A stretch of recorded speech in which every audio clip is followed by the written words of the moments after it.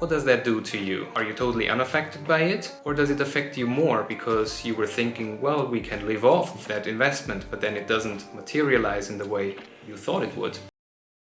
Hi everyone, welcome back to the channel. My name is Marcus, and on this channel you'll learn about property investment in the UK, and we also share our own projects so you can learn from them. Maybe you're at crossroads right now. You have the necessary funds of 100 or 200,000 pounds sitting in your bank account and you're ready to invest in property. But somewhere, somehow, you're not quite sure if it's the right thing for you to do.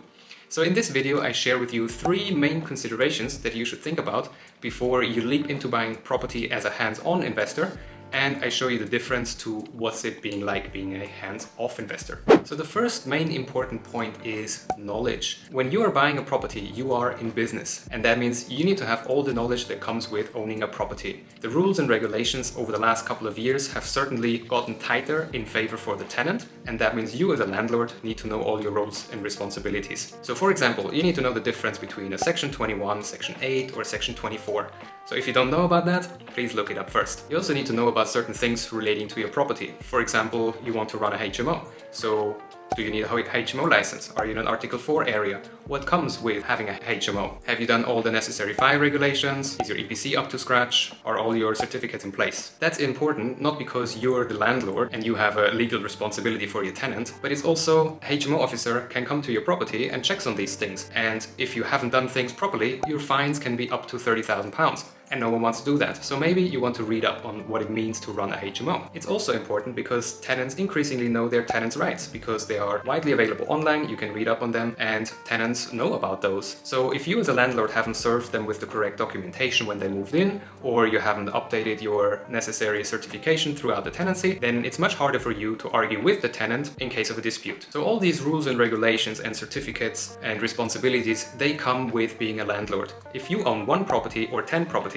that doesn't matter. So that's why it's important. As soon as you own the first one, you are in business and you need to know about all your responsibilities. So that's the case with being a hands-on investor. If you're a hands-off investor, you don't need to know about all those rules and regulations. So you just plug into someone else's business. So that's the case with a hands-on investor when you decide to become a landlord. But as a hands-off investor, you don't need to know any of those. The second main consideration is about time. Property does not come without spending time on it. It's not like just some stocks and shares that you click on a button and you have bought them and now it's yours. It is first you have the purchase. So you go through a lengthy process of the buying process, and currently purchases take weeks and months until they go through. Then when you have bought the property, you're looking for a tenant. So you need to look for a tenant, find a suitable one, vet the tenant. You really need to get to know them. Are they a good fit for your property? So it really comes down to, do you have a good feel for people? If so, then it's no problem and it's probably a breeze for you in selecting the right tenants.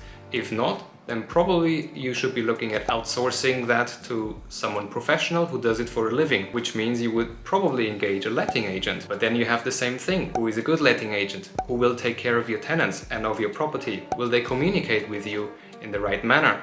Do they have the right certification and qualifications? So it all comes down to working with the right people at the end of the day. Another time aspect is about the ongoing maintenance of the property. So property rarely doesn't come without the usual ongoing maintenance. That can come from a leaking tap, the radiator is leaking, the roof is leaking. Somehow a lot of things can leak in a property you wouldn't think of, but as a matter of fact they do. It can also be that some screws are loose and they need to be tightened. The thermostat is faulty and it doesn't regulate the temperature. The list goes on and on. So if you're a handyman and you don't mind traveling to the property for, let's say, half an hour, do the repairs, travel back for another half an hour, then that's no problem. That is, of course, if you know how to do the work when you're at the property then. And that is on top of, have you organized with the tenant that they are there? Because you cannot just walk into a property to fix it. You need the tenant's consent to actually do that, unless it's an emergency. But then again, you need to spend the time to get to the property as quickly as possible. Otherwise, the tenant is not very happy. So it's either you doing those repairs or you find someone who does it for you. So you don't need to spend the time on it. And then it's obviously about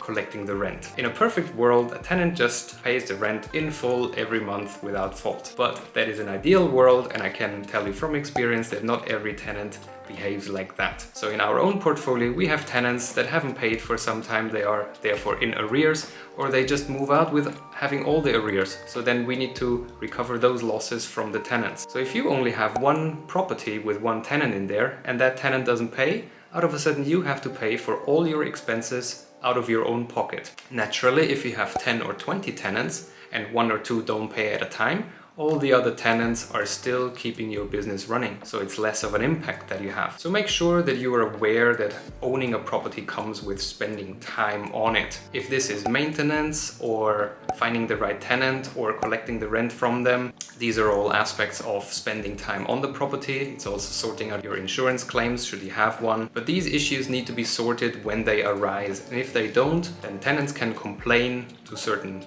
places and you get into trouble because you have not taken your responsibility serious. So several of our investors, they have kids that they want to spend time with growing up, and they are not willing at all to spend time with a tenant because they prioritize their own family over taking care of another tenant, and that's why they prefer the hands-off route rather than the hands-on route. So you really have to think about how much time do you want to spend on your property to collect those rents and to make sure that your investment is running as you predicted it would be. And the third point is return on investment. Obviously, you are buying a property to make a return from it, and that is rightfully so. But have you factored in also the cost of the repairs that you will inevitably have to carry out?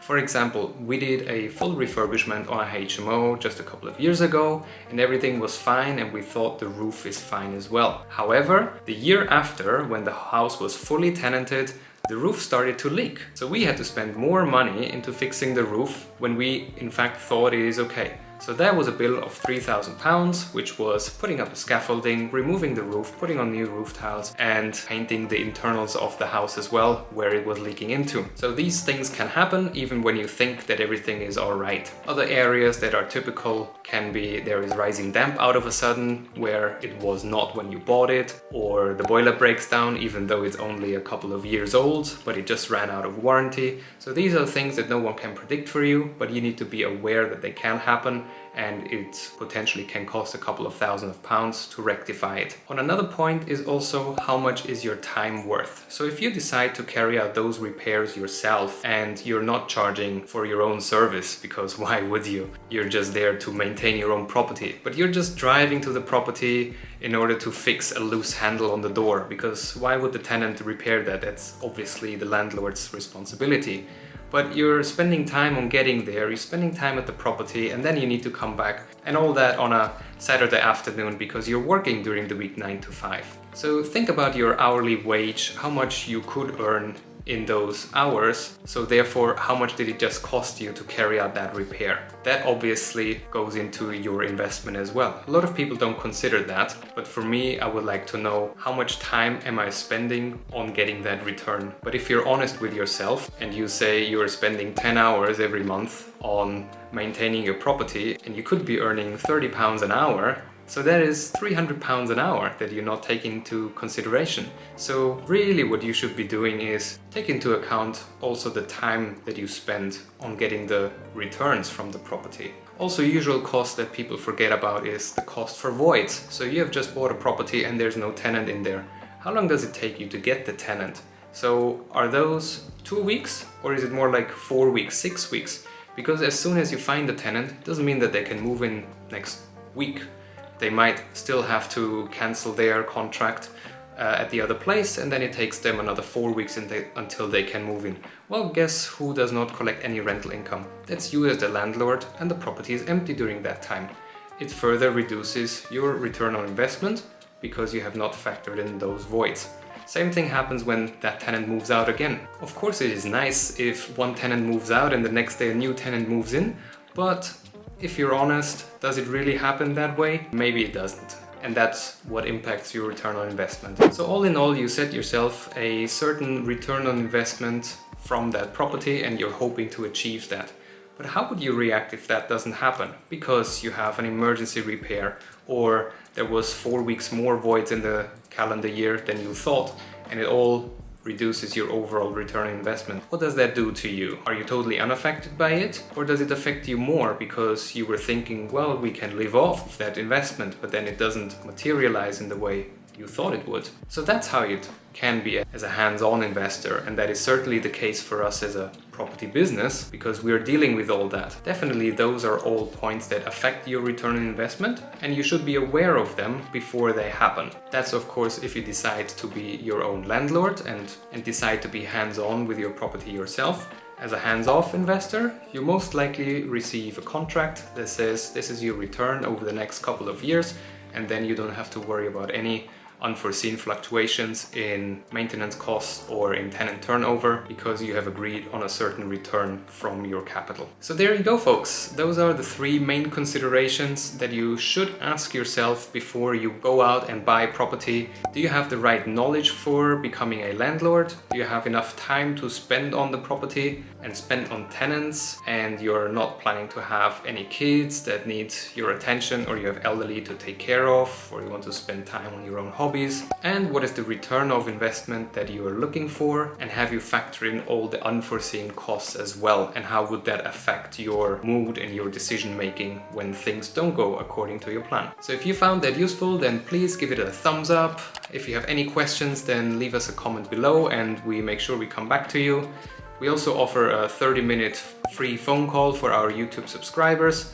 So make sure to take advantage of that if you need to have more clarification between being a hands-on investor versus being a hands-off investor. Until then, see you on the next one. Bye!